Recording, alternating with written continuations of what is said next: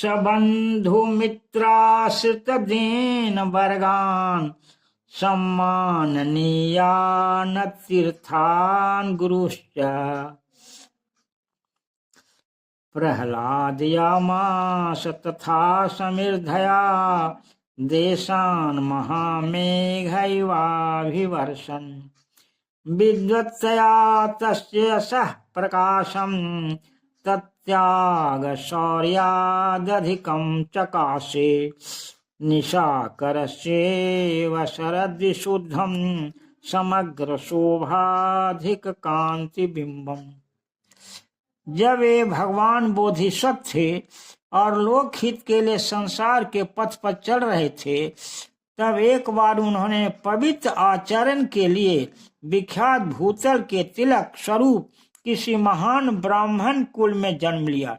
मानो गगन में शरद ऋतु के निर्मल परिपूर्ण चंद्रमंडल का उदय हुआ। उन्होंने बंधुओं, मित्रों, आश्रितों, दीनों, आदरणीय अतिथियों और सम्माननीय गुरुओं को अपनी समृद्धि से आनंदित किया, जैसे कोई महामेघ वृष्टि द्वारा नाना देशों को आह्लादित करता है।